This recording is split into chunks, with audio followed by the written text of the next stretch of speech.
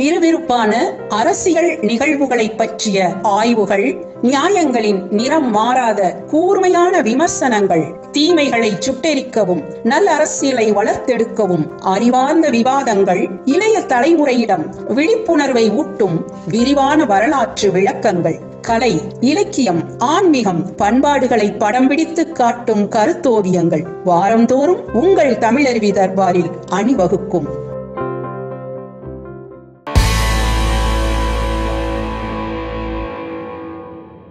சமுதாயத்தில் செல்வாக்கு மிகுந்தவர்கள், பெரும் பதவியில் இருப்பவர்கள், பணம் படைத்தவர்கள், புகழ் ஏணியை அடைந்தவர்கள், இவர்களையெல்லாம் நாம் பெரிய மனிதர்கள், வாழ்க்கையில் உயர்ந்தவர்கள் என்று சொல்லிக் கொள்கிறோம். ஆனால் உண்மையிலேயே ஒரு மனிதன் வாழ்க்கையில் உயர்வதற்கான பண்புகள் யாவை?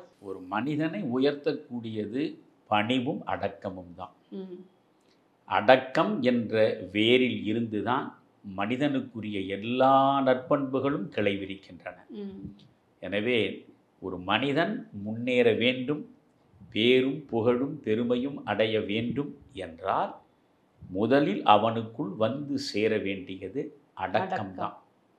அந்த பணிவும் அடக்கமும் தான் ஒரு மனிதனை வளர்த்தெடுக்கக்கூடிய அடிப்படை நற்பண்புகள்.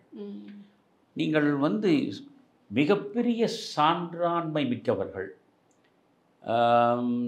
மிகப்பெரிய சரித்திரத்தை படைத்தவர்கள் என்று யாரையும் நீங்கள் பாருங்கள், அவர்கள் மிகுந்த பணிவுடையவர்களாக இருப்பார். அதாவது அழிவை உருவாக்கி வரலாற்றில் இடம்பெற்றவர்களை நான் சொல்லவில்லை. ஆக்கபூர்வமாக மனித குலத்திற்கு சேவையாற்றிய பெருமக்கள் ஒவ்வொருவராக நீங்கள் சிந்தித்து பாருங்கள். இன்றளவும் நீங்கள் உங்கள் இதயத்தில் வைத்து அவர்களை போற்றுவதற்கு ஒரே காரணம் அவர்களிடம் இருந்த அளப்பரிய அந்த பணிவும் அடக்கமும் தான். இப்பொழுது பாரத போரை நடத்தி பாண்டவர்களுக்கு வெற்றியை தேடி கொடுத்தது யார்? கிருஷ்ணன். பார்த்தனுக்கு சாரதியாக இருந்ததனால் பார்த்த சாரதி என்ற பெயர். பரம்பொருள். நீங்கள் புராணங்களின்படி பார்த்தாலும் சரி, இந்து மதத்தின்படி நீங்கள் பார்த்தாலும் 10 அவதாரங்களில் ஒரு அவதாரமாக பேசப்படுபவர் தான் கிருஷ்ண பரமாத்மா. கிருஷ்ண பரமாத்மா. அந்த பரம்பொருள் ஒரு மனிதனாக இருக்கிற அர்ஜுனனுக்கு தேர் ஓட்டுகிற வேலையில் ஈடுபடுகிறது. போர் நடக்கிறது. 18 நாள் குருட்சேத்திர போர் நடக்கிறது. ஒவ்வொரு நாள் போரும் முடிந்து மாலை பொழுது வருகிற நிலையில் அனைவரும் பாசறைக்கு திரும்புவார்கள். அப்படி பாசறைக்கு திரும்பிய நிலையில் இந்த கண்ண பரமாத்மா பார்த்த சாரதி தான் ஓட்டிய தேரில் பூட்டப்பட்டிருந்த குதிரைகளை எல்லாம் தனியாக பிரித்து அவற்றை இவன் தண்ணீரால் நீராட்டி அவற்றிற்கு வேண்டிய எல்லா வகையான உணவு ஊட்டி இளைப்பாறுதலை கொடுப்பான். அர்ஜுனன் செய்யவில்லை. அர்ஜுனன் மனிதன். அந்த மனிதனுக்கு தேரோட்டியவன் பரம்பொருள். ஆனால் அந்த பரம்பொருள் எவ்வளவு பணிவும் அடக்கமும் உள்ளவனாக இருந்தால் தான் ஓட்டிய தேரின் குதிரைகளை தானே அந்த தேரிலிருந்து விடுவித்து அவற்றிற்கு பணிவிடை செய்கிறான், அவற்றை நீராட்டுகிறான், அவற்றிற்கு உணவு ஊட்டுகிறான், அவற்றிற்கு உரிய இளைப்பாறுதலை தருகிறான். எனவே இதை நாம் கண்ணனிடம் பார்க்கிற பொழுது இந்த பணிவுதான் நமக்கு முக்கியமானது, இந்த அடக்கம்தான் நமக்கு முக்கியமானது என்ற பாடத்தை கற்க முடியும். அதே மாதிரி நீங்கள் பார்த்தீர்கள் என்றால் கர்த்தரை எடுத்துக்கொள்ளுங்கள். இயேசு பெருமான் கர்த்தரனுடைய வாழ்க்கையை நீங்கள் படிக்கிற பொழுதே அந்த பணிவும் அடக்கமும் தான் நிறைந்து கிடக்கும். எல்லா இடங்களிலும் கர்த்தர் சொல்லக்கூடிய அற்புதமான வாசகம் என்ன தெரியுமா? நான் உழுகலப்பையை போல் தாழ்ந்து கிடப்பவன். இந்த பாருங்க என்ன அழகு. நான் உழுகலப்பையை போல் தாழ்ச்சி கொண்டவன் என்கிறார். கலப்பை எப்பொழுதுமே பார்த்தால் அது பூமியை நோக்கி குனிந்திருக்கும் இல்லையா, நிமிர்ந்திருப்பதல்ல. கலப்பையினுடைய குனிந்த பகுதி தானே அந்த பூமியை கிளறுகிறது. மண்ணை கிளறி விதையை ஊன்றி விளைச்சலை பெருக்குவதற்காக நாம் பயன்படுத்துகிற உழு கலப்பை எப்பொழுதும் தாழ்ச்சி கொள்கிறது. நான் உழுகலப்பையைப் போல் தாழ்ச்சி கொண்டவன் என்கிறார். கர்த்தரே ஒரு இடத்தில் அழகாக சொல்கிறார், பெரியவனாக இருக்கக்கூடிய நீ உனக்கு கீழே இருக்கக்கூடியவர்களுக்கு ஊழியக்காரனாக இருக்க கடவன்றார். நீ பெரியவன் என்றால் பெரியவனாக இருக்கிற நீ உன்னிலும் தாழ்ந்த மனிதர்களுக்கு நீ எஜமானன் அல்ல, ஊழியக்காரனாக இருக்க கடவன். தன்னை உயர்த்துபவன் தான் தாழ்ந்து விடுகிறான், தன்னை தாழ்த்துபவன் தானே உயர்ந்து விடுகிறான் என்பதுதான் கர்த்தருடைய வாக்கு. பஸ்கா பண்டிகை என்பது ஒரு முக்கியமான பண்டிகை அவர் காலத்தில். அந்த பண்டிகை நடக்கிற பொழுது அவரும் அவருடைய சீடர்களும் விருந்துண்கிறார்கள். விருந்துண்பதற்கு அமர்ந்த போது இயேசு என்ன செய்கிறார், 12 சீடர்கள் ஒவ்வொரு சீடனுடைய கால்களை கழுவுகிறார். பாத்திரத்தில் தண்ணீர் எடுத்து அவருடைய கால்களை கழுவுகிறார்.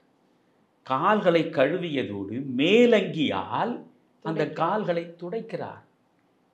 அந்த இடத்தில் தான் சொல்கிறார், தேவகுமாரனே, தேவ மைந்தனே, நீங்கள் எங்கள் கால்களை கழுவுவதா, நீங்கள் எங்கள் கால்களை துடைப்பதா என்கிற போதுதான் பெரியவனாக இருப்பவன் தன்னிலும் தாழ்ந்தவர்களுக்கு ஊழியக்காரனாக இருக்க வேண்டும் என்பதுதான் உனக்கான முதல் பாடம்.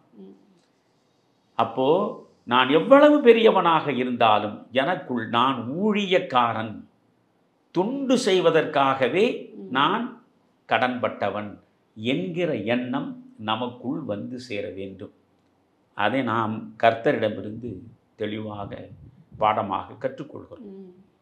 அதே போன்று நபிகள் பெருமானாரை பாருங்க, அவரே ஒரு இடத்தில் சொல்கிறார், நபிகளாருடைய பொன்மொழிகளை எல்லாம் அவசியம் படிக்கணும். அவரே சொல்கிறார், தயவு செய்து தோழர்களே என்னை எல்லை மீறி புகழாதீர்கள். நான் காய்ந்த ரொட்டி துண்டையும் உலர்ந்த பேரிச்சம்பழங்களையும் உண்டு வாழ்ந்த ஒரு ஏழை தாய்க்கு மகனாக பிறந்தவன். என்னை நீங்கள் எல்லை மீறி புகழாதீர்கள் என்று எப்பொழுதும் அவர் சொல்லுவார். ஒரு முறை ஒரு பயணத்தில் அவர் தோழர்களோடு செல்கிறார். வழிப்பயணத்தில் ஒரு இடத்தில் சமைப்பதற்கு முயல்கிறார்கள். அப்படி சமைக்கிற நிலையில் நபிகளார் அந்த சமைப்பதற்கு வேண்டிய விறகுகளை சேகரிக்கிறார். விறகுகளை அவர் சேகரிப்பதை பார்த்து பதறிப்போன இந்த தோழர்கள் அவரிடம் சென்று, நீங்கள் இறை தூதர், இறைவனுடைய தூதராகிய நீங்கள் இது போன்ற செயல்களை எல்லாம் செய்ய வேண்டாம், நாங்கள் செய்கிறோம் என்று சொல்கிறார்கள். அந்த இடத்தில் அவர் சொல்கிறார், தோழர்களுக்குள் ஒருவன் தன்னை உயர்ந்தவன் என்று கருதினால் அவன் இறைவனால் வெறுக்கப்படுவான். எந்த நிலையிலும் தோழர்களாக இருப்பவர்கள் அனைவரும் சமம். புரியுதுங்களா? தோழர்களில் நான் உயர்ந்தவன் என்று என்னை தனிமைப்படுத்தி ஒரு உயர்ந்த பார்வையோடு நான் பார்த்தால் இறைவனுடைய வெறுப்புக்கு நான் ஆளாகி விடுவேன். அங்கே இந்த தோழமை உணர்வை எவ்வளவு அழகாக நபிகளார் காட்டுகிறார்னு பார்க்கணும். அப்போ இது நான் இறை தூதன், இறைவனால் அனுப்பப்பட்ட கடைசி இறை தூதன் நான் சொல்வதை நீங்கள் கேட்க வேண்டும் என்று கட்டளையிடுவது போல பெருமானார் எந்த இடத்திலும் பேசுவது கிடையாது. அவர் வாழ்க்கை முழுவதும் நீங்கள் பார்த்தால் அந்த பணிவும் அடக்கமும் தான் அவரிடம் இயல்பாக இருந்தன. அதே மாதிரி நீங்கள் பார்த்தீர்கள் என்றால், நீங்கள் ஞானசம்பந்தர் அப்பர் இருவருடைய சந்திப்பு இருக்கிறது. அது ஒரு அற்புதமான செய்தி. இவற்றையெல்லாம் இன்றைய தலைமுறை தெரிந்து கொள்ள வேண்டும். சம்பந்தர் வயது 16, திருஞான சம்பந்தர் வயது 16, திருநாவுக்கரசர் வயது 80. இந்த சந்திப்பு நடக்கிற போது திருப்பூந்துறையில் திருநாவுக்கரசர் தங்கி இருக்கிறார். அவரை சந்திக்க வேண்டும் என்பது போன்ற ஒரு ஆர்வம் சம்பந்தருக்குள்ளே எழுகிறது. சம்பந்தர் எப்பொழுதுமே முத்துப்பல்லக்கில் தான் வருவார். திருநாவுக்கரசர் நடந்தேதான் எல்லா இடமும் செல்லுவார். முத்துப்பல்லக்கில் பாலகன் சின்னஞ்சிறு பிள்ளை என்பதனால் அவரை முத்துப்பல்லக்கில் வைத்து சுமந்து கொண்டு வருகிறார்கள். திருப்பூந்துரத்தியின் எல்லைக்கு வந்து சேருகிறார்கள். சேர்ந்ததும் ஞானசம்பந்தர் கேட்கிறார், அப்பர் எங்குற்றார்? திருப்பூந்துரத்தி வந்துட்டோம், எங்கே இருக்கார்? அப்பர் எங்குற்றார்னு கேட்குறான். உம் அருளால் உம் அடிகள் தாங்கி பேறு பெற்ற நான் இங்குற்றேன்.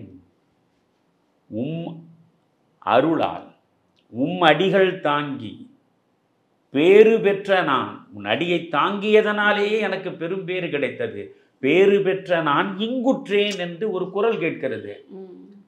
என்னடா இந்த குரல் எங்கிருந்து வருகிறது என்று பார்த்தால், அந்த முத்துப்பல்லக்கை சுமப்பவர்களில் ஒருவராக அப்பர் இருக்கிறார்.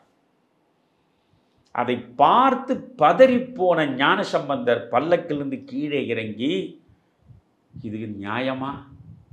80 வயதான பெரியவர் நீங்கள், நான் 16 வயது பாலகன், என்னை நீங்கள் பல்லக்கில் சுமப்பது நியாயமா என்று கேட்டு அவர் காலில் அப்படியே சாஷ்டாங்கமாக விழுகிறார்.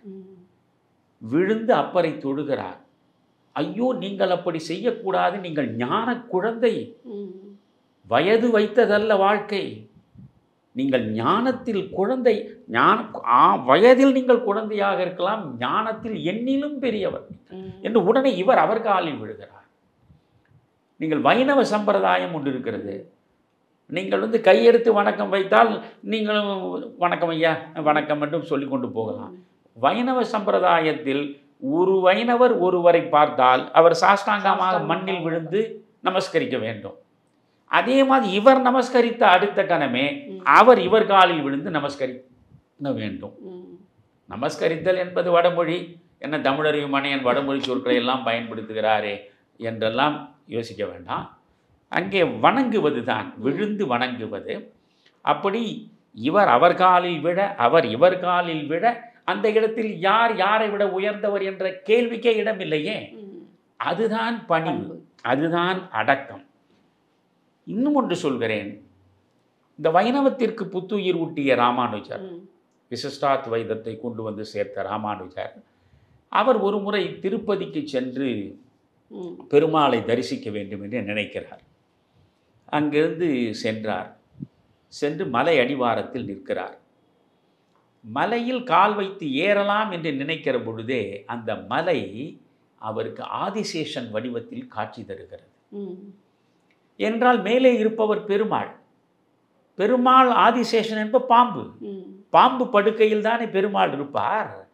எனவே இது ஆதிசேஷன், இறைவனுடைய படுக்கை. அது இறைவன் சயனிக்கக்கூடிய படுக்கையில் நாம் கால் வைப்பதா என்ற தயக்கம் அவருக்கு வந்ததும் இங்கிருந்து மேல் திருப்பதி வரையில் தவழ்ந்தே செல்கிறார். தவழ்ந்தே சென்று மேல் திருப்பதியை அடைகிறார். மேல் திருப்பதியை அடைகிற பொழுது அவரை வரவேற்பதற்கு திருமலை நம்பி வந்து நிற்கிறார். திருமலை நம்பி இவருக்கு ஆசான், ஆசானே சீடனை வரவேற்பதற்கு வந்திருப்பதை பார்த்து இவர் அதிர்ச்சி அடைகிறார். உடனே ராமானுஜர் சொல்கிறார், என்னை வரவேற்பதற்கு ஒரு சிறியவர் யாராவது இருந்தால் அவரை அனுப்பி இருக்கலாமே என்றார். அதற்கு திருமலை நம்பி சொல்வதுதான் அழகு. நானும் யோசித்து பார்த்தேன், இந்த திருமலையில் என்னை விட சிறியவன் வேறு எவனும் இல்லை என்பதனால் நான் உங்களை வரவேற்க வந்தேன். ஆக எல்லா வகையிலும் பெருமைக்குரியவர்களாக இருந்தாலும் மனதளவில் நாம் ஒன்றும் பெருமைக்குரியவர்கள் இல்லை, நாம் ஒன்றும் பெரிதாக சாதித்து விடவும் இல்லை, நாம் சாதாரணத்திலும் சாதாரணமானவர்கள்தான் என்ற உணர்வை நாம் ஒவ்வொருவரும் அடைய வேண்டும் என்பதற்காகத்தான் இந்த செய்திகளை நான் விரிவாக சொல்கிறேன். ஃபரீத் என்கிற சூஃபி ஞானி, அவர் அக்பரே தேடி சென்று அவரிடம் நிறைய ஞானத்தை பெற்றவர் என்றெல்லாம் வரலாற்று செய்திகள் உண்டு. அந்த ஃபரீத் சொன்னது இப்பொழுதும் சீக்கியர்களுடைய வேதமாக இருக்கின்ற ஆதி கிரந்தத்தில் இருக்கிறது. எதையுமே நீ ஏளனமாக பார்க்காதே, தூசி என்று ஒன்றை நீ ஏளனமாக பார்க்காதே, நீ உயிரோடு இருக்கும் பொழுது உன் காலில் மிதிபடுகிற அந்த தூசியில்தான் நீ உயிரை இழந்த பிறகு அதன் அடியில் விழுந்து கிடக்கிறாய். உயிரோடு இருக்கும்போது நீ காலால் எந்த தூசியை மிதிக்கிறாயோ அது தூசி என்று நினைக்கிறாய். ஆனால் இந்த உயிர் உன் உடலை விட்டு பிரிந்த பிறகு சடலமாகிறாயே, உன் சடலம் இந்த தூசிக்கு கீழே தான் போய் சேருகிறது என்பதை புரிந்து கொள் என்கிறார். அப்படி என்றால் எந்த ஒன்றையுமே மிகச் சாதாரணமானது, மிக அற்பமானது என்று எண்ணவே கூடாது என்கிற எண்ணப்போக்கை நம்முடைய ஃபரீத் அவர்கள் வழங்குகிறார். இது சீக்கியர்களுடைய வேதத்தில் ஆதி கிரந்தத்தில் இடம்பெற்றிருக்கிறது. அதே மாதிரி தான் நீங்கள் காந்தியை பாருங்கள். மகாத்மா காந்தியுடைய சத்திய சோதனையை நான் அடிக்கடி சொல்லுவேன். காந்தியினுடைய சத்திய சோதனையை முழுவதும் படிக்க உங்களால் முடிகிறதோ இல்லையோ, அன்பு கூர்ந்து அவருடைய அந்த சத்திய சோதனையின் முன்னுரையாவது படியுங்கள் என்று. அவ்வளவு அழகான முன்னுரை அது. அந்த முன்னுரையில் அவர் சொல்கிறார், சத்தியத்தை நாடி செல்லக்கூடிய எவனும் தூசுக்கும் தூசியாக தன்னை நினைக்க வேண்டும் என்கிறார். நான் சத்தியத்தை நாடித்தான் நடக்கிறேன். அப்படி சத்தியத்தை நாடி நடக்கக்கூடிய நான் தூசுக்கும் தூசி என்ற நினைவோடு தான் நடக்கிறேன் என்கிறார். நீங்கள் தூசியை பற்றி ஃபரீத் சொன்னார். இவர் தூசுக்கும் தூசியாக இருப்பவன் நான் என்று மகாத்மா பேசுகிறார். நீங்கள் பாரதியாரை நீங்கள் எடுத்துக்கொள்ளுங்கள். பாரதி சொல்லுவான், செய்யப்படுவது அனைத்தும் பராசக்தியாலே செய்யப்படும் கான் என்கிறான். ஒன்றையுமே நான் செய்யல. அதுதான் கொஞ்ச நேரத்துக்கு முன்ன முதல் கேள்வி நான் சொன்ன பாருங்க, ஆணவத்தை அழிக்கும் முறைய. ஆமா, செய்விப்பவன் என்ற நிலையிலே தான் நாம் ஒருவரால் செய்ய வைக்கப்படுகிறோம். நாம் செய்கிறோம் என்பது ஆணவத்தை தருவது. அதனால் நான் செய்வதனைத்தும் பராசக்தியாலே செய்யப்படும் கான் என்கிறான். நீங்க கண்ணதாசனை எடுத்துக்கொள்ளுங்களேன். ஆமா, இல்ல கண்ணதாசனையும் நீங்க எடுத்துக்கொள்ளுங்க. கண்ணதாசன் கவிதைகளை ஒரு இடத்துல அழகா சொல்லுவாரு, பாடுவது நான் அல்ல பரந்தாமன் பாதத்து விரல்கள் தாயே. நான் பாடல, பரந்தாமன் பாதத்து விரல்கள் தாயே என்று எவ்வளவு அடக்கம் கண்ணதாசன். நீங்கள் நம் வாழ்காலத்தில் தொண்டும் துறவுமாக கண்முன்னால் தரிசனம் தந்த அன்னை தெரசா, அந்த அன்னை தெரசா அம்மையார் சொல்கிறார், நான் வெறும் பென்சில், என்னை எழுத வைப்பவன் ஆண்டவன், இந்த பென்சிலுக்கு எந்த பெருமையும் இல்லை. நான் வெறும் பென்சில், எழுதுபவன் ஆண்டவன், இந்த பென்சிலை வைத்துக்கொண்டு பென்சிலுக்கு எந்த பெருமையும் இல்லை என்று தன்னை தாழ்த்தி கொள்கிறார். இப்படி நீங்கள் கண்ண பரமாத்மாவிலிருந்து அன்னை தெரசா வரை நீங்கள் அடுத்தடுத்து பார்த்தால் பணிவும் அடக்கமும் நிறைந்தவர்களாக அவர்கள் இருந்ததனாலேதான் இன்றும் நம் இதய பீடத்தில் அவர்கள் அற்புதமாக அமர்ந்து நமக்கான அருளை வழங்கி கொண்டிருக்கிறார்கள். அதனால் மனிதனை உயர்த்துவது என்பது இந்த 2 பண்புகள் தான், பணிவு அடக்கம். இது ரெண்டும் ஒரு நாணயத்தின் 2 பக்கம்தான். அடக்கமாக இருப்பதும் பணிவாக இருப்பதும் ஒன்று தான். நீங்கள் போலி பணிவு என்பது, போலி அடக்கம் என்பது, அதன் மூலமாக நீங்கள் ஏமாற்றுகிறீர்கள். சில லாபங்களை அடைவதற்காக நீங்கள் பணிவாக நடந்து கொள்வது, அது கூடை கும்பிடு போடுவது, அதுவெல்லாம் பணிவே கிடையாது.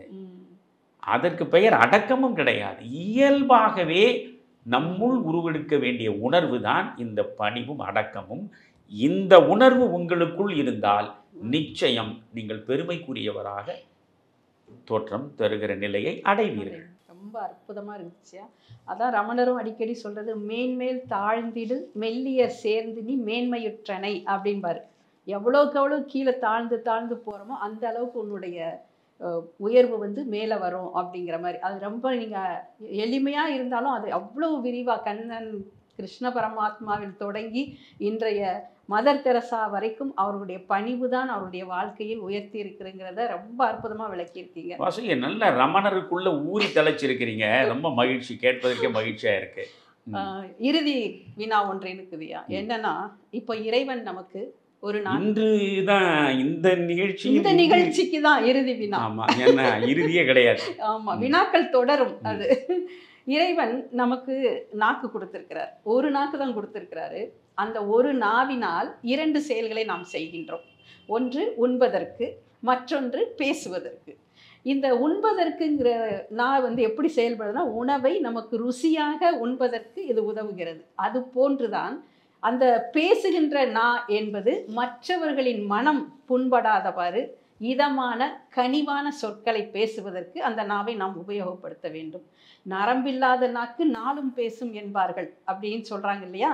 இப்போ பெரும்பாலும் நிறைய பேர் புறம் பேசுவதையே தொழிலாகிய வைத்திருக்கிறார்களே, அதை பற்றி நீங்கள் என்ன நினைக்கிறீர்கள்?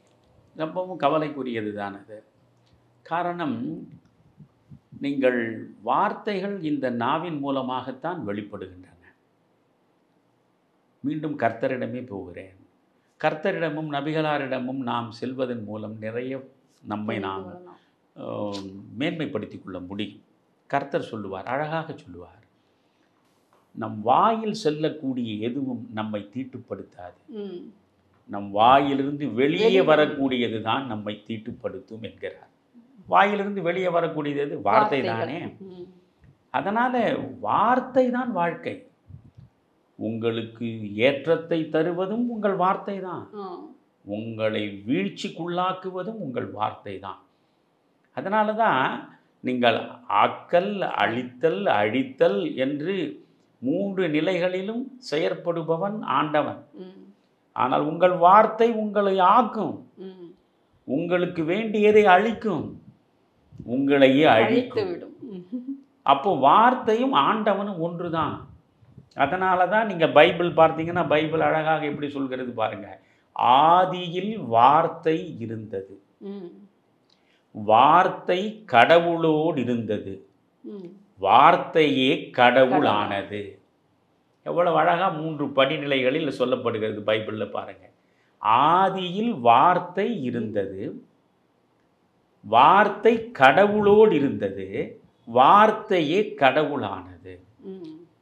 அப்படி என்றால் இந்த வார்த்தையை வழங்கக்கூடிய நாவை நாம் எப்படி பயன்படுத்த வேண்டும் என்ற புரிதல் இல்லாமற் போனால் வீழ்ச்சியைத்தான் நாம் அடையும்.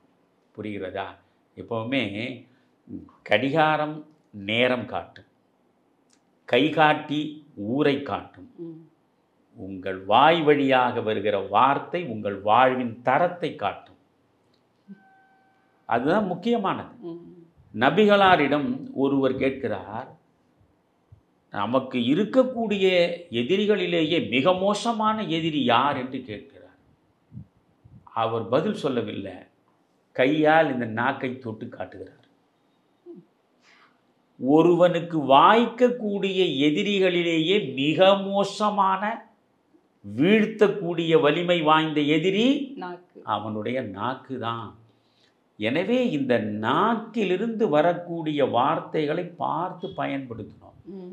கபீர்தாசர் அவ்வளவு அழகாக சொல்லுவார். முதல்ல என்ன பண்ணணும், சொல்லை தேடு என்கிறார். அடுத்து சொல்லை அறி என்கிறார். பிறகு சொல்லை சொல்லால் பின்பற்று என்கிறார். இது கபீர்தாசர் வழங்கிய முறை. இது சொல்லை தேடு. ஒரு இடத்தில், ஒரு சூழலில் நீ பேச வேண்டும், வாயை திறக்க வேண்டும் என்று நினைத்தால் அந்த இடத்தில் தகுதிமிக்க சொல் எதுவாக இருக்கும் என்பதை மனதுக்குள் முதலில் தேடு. சொல்லை தேடு, சொல்லை அறி. இந்த சொல்லை பயன்படுத்தினால் என்ன விளைவுகள் நேரும் என்பதை உள்ளுக்குள்ளேயே அறிந்து கொள். முதலில் தகுதிமிக்க சொல்லை தேடு, அடுத்து அந்த சொல் என்ன விளைவை உருவாக்கும் என்பதை அறிந்து கொள்.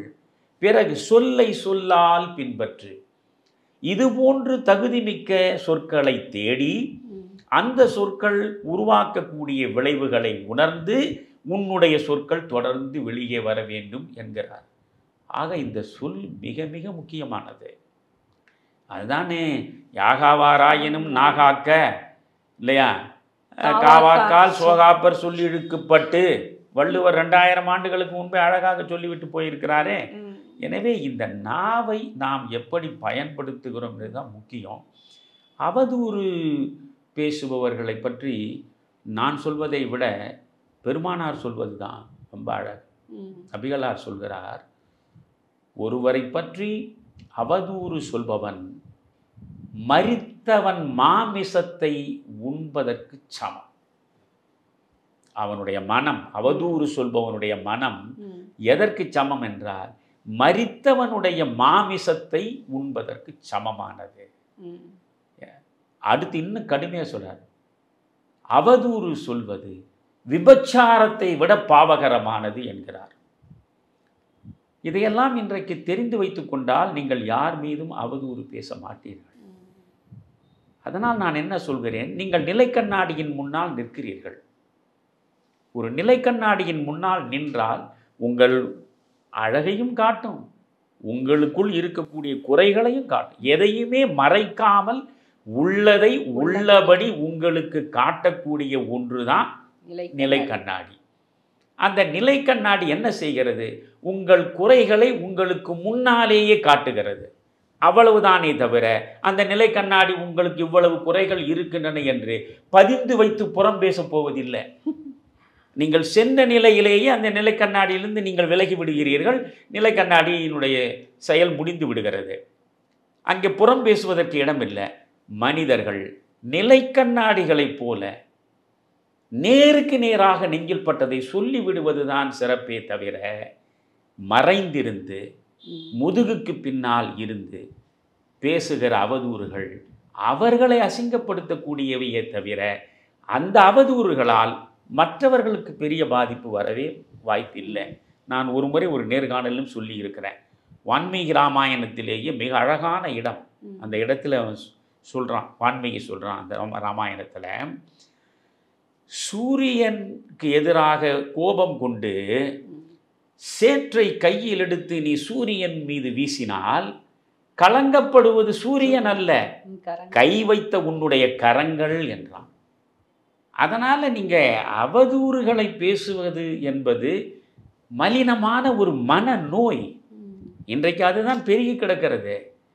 நீங்கள் எந்த இணையதளத்தில் இன்றைக்கி சோசியல் மீடியா சமூக வலைத்தளங்களுக்குள்ளே போனால் எத்தனை பல்லாயிரக்கணக்கான மனநோயாளிகள் இந்த சமூகத்தில் நம்மை சுற்றி இருக்கிறார்கள் என்பதை அவர்கள் பதிவிறக்கம் செய்கிற வார்த்தைகளின் மூலமாகவே உங்களாலே சிறப்பாக தெரிந்து கொள்ள முடியும். எனவே எந்த ஒருவரை பற்றியும் அவதூறு பேசாமல், தன்னிலை தாழாமல், அப்படி ஏதாவது ஒருவரை பற்றி ஒரு கருத்து இருந்தால் அவரை நேரில் கண்டு அதை நெஞ்சம் திறந்து சொல்லுவதுதான் முறையே தவிர அவதூறு பேசுவது என்பது நம்மை நாமே தரம் தாழ்த்தி கொள்ளுகின்ற தகாத செயல் என்பதை புரிந்து கொள்ள வேண்டும். இதில் நிறைவாக சொல்கிறேன். புத்தர் கிராமம் கிராமமாக சென்று தன்னுடைய சமய கோட்பாடுகளை அவர் சொல்லிக்கொண்டே போகிறார். அப்படி அவர் அன்றைக்கு இருக்கக்கூடிய வேதங்களை ஏற்காமல் வேதங்களின் எதிர்ப்பாளராக அவர் கருத்துக்களை வழங்கி கொண்டு போகிற பொழுது நிச்சயமாக எல்லா மக்களும் அதை அங்கீகரிக்க மாட்டார்கள். அதனால் அவருக்கு எதிர்ப்பு இருந்தது.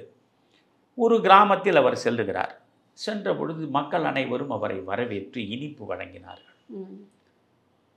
அந்த இனிப்பை அவர் ஏற்றுக்கொண்டார்.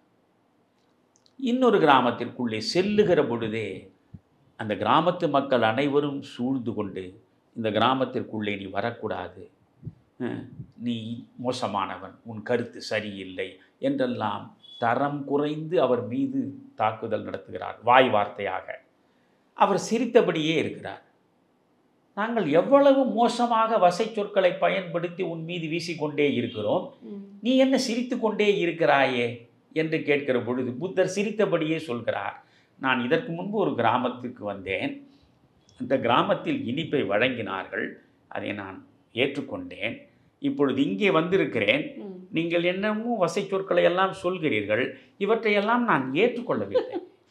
ஏற்றுக்கொள்ளாத நிலையில் எனக்கு என்ன பாதிப்பு இருக்கிறது?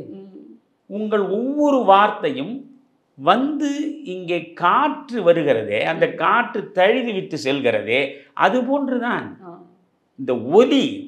அது காற்று சுமந்து வந்து அது போய் கடந்து போய் விடுகிறது. நான் ஏற்றுக்கொண்டால்தான் அதனுடைய பாதிப்பை நான் அடைய முடியும். அதனால் எனக்கு என்ன பாதிப்பு இருக்கிறது என்று புத்தர் சிரித்தபடி சொன்னார் அல்லவா? நாமும் அப்படி புத்தரை போல் இருப்பது தான் நல்லது. அதான் வள்ளுவர் கூட சொல்கிறார் இல்லையா, தீயினால் சுட்ட புண் உள்ளாரும் ஆறாதே நாவினால் சுட்ட வடு என்று. ஐயா இதுவரைக்கும் ரொம்ப அருமையா ரொம்ப விளக்கமாக பல கதைகள் மூலம் எல்லாம் சொல்லி என்னுடைய வினாக்களுக்கு அற்புதமான விடையளித்தீர்கள். இந்த வாரம் இந்த வினாக்களோடு இன்றைய நிகழ்வு முடிகிறது. இந்த வினாக்கள் மீண்டும் தொடரும் ஐயா. நன்றி. வாசகி, அதாவது நான் ஏற்கனவே ஒரு முறை சொல்லி இருக்கிறேன். அதாவது நபிகளார் சொல்கிறார், அறிவின் திறவுகோல் உன்னுள் எழக்கூடிய வினாக்கள் தான். வினாக்களின் மூலமாகத்தான் அறிவை நீங்கள் திறக்க முடியும். அதனால் எப்படி நீங்கள் எங்கிருந்து சிந்தித்து இந்த நல்ல கேள்விகளை எல்லாம் உங்களுக்குள் கொண்டு செலுத்தி அதை அப்படியே இங்கே என்னிடம் வைத்து அதற்கான விளக்கங்களை நீங்கள் தேடி நான் தரக்கூடிய விளக்கங்களை மற்றவர்கள் கேட்டு பயனடைவது போன்ற ஒரு சூழலை உருவாக்குகிறீர்களே, அதற்காக தனிப்பட்ட முறையில் என்னுடைய நெஞ்சங்கலந்த நன்றியை உங்களுக்கு தெரிவிக்கிறேன். நன்றி.